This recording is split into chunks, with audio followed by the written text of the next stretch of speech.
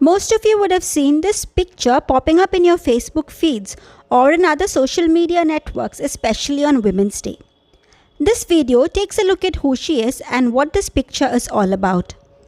And if you are here for the first time, please don't forget to subscribe. The story behind this picture is tied to the US history. During World War II, as a lot of men went off to war, many factories did not have enough workers. On top of this, defense-related supplies were also required because of the ongoing war. So women were encouraged to join the factories and the wartime industries to contribute to the economy and to the wartime efforts. The US government launched a campaign to get women to work in the factories. During those days, married women were mostly homemakers doing all the unpaid work. So to encourage women, the image of Rosie the Riveter was created. She was first introduced to the public through a wartime propaganda song in the radio which became very popular. The link for the song is given in the description box. The song was inspired by Rosalind P. Walter, who worked in a factory making airplanes, and after that, women working in factories during World War II came to be known as Rosies. A poster was made keeping the song in mind by Norman Rockwell. It appeared in the cover of Saturday Evening Post in 1943.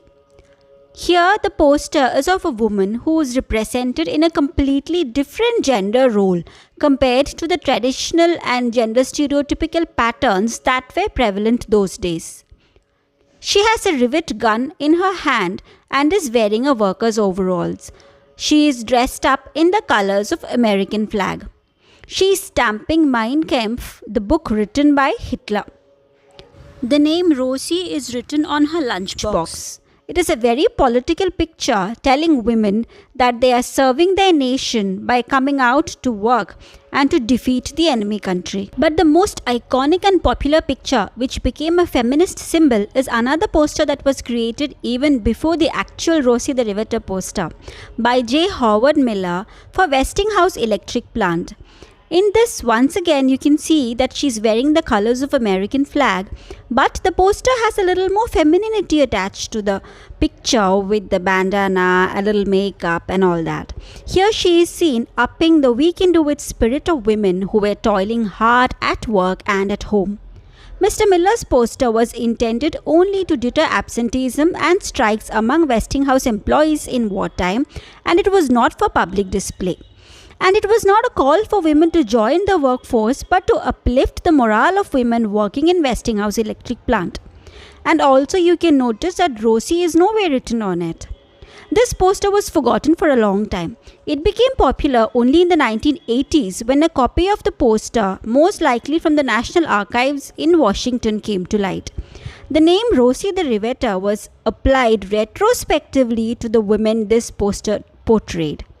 This poster became more famous probably because the first real poster of Rosie the Riveter was copyrighted and so it could not be used freely. The real-life Rosie the Riveter portrayed in this poster was Naomi Parker Fraley.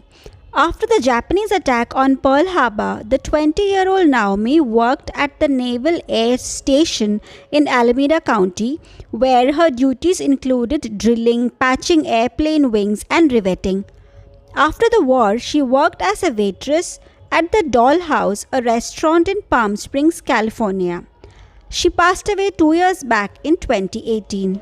American government's call to join the workforces were answered by millions of women.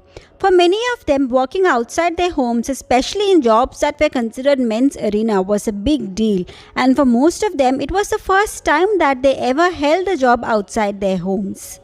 And for better participation of women, convenient transportation facilities, shopping and even daycare centers, banking facilities, food provisions were all arranged. By becoming a part of the formal economy and by serving the country, women felt a level of accomplishment in their lives. They earned wages high enough to lead independent lives. However, when the war was over, a lot of women had to give away their jobs to men as men needed employment, and women had to go back to their domestic roles. There were massive layoffs, and many women left willingly or unwillingly to attend the domestic chores. Many protested, many felt worthless. A few stayed back and worked along with men, and some, like Naomi Parker Fraley, worked at service job sectors that were considered feminine, as waiters, receptionists, secretaries, etc. Betty Friedan later identified this changing emotion in her famous book, The Feminine Mystique, as a problem that has no name. However, even today, the poster of this modern factory girl stands testimony to women's work and is considered the most iconic image of working women. I hope you liked this information. Thank you for watching.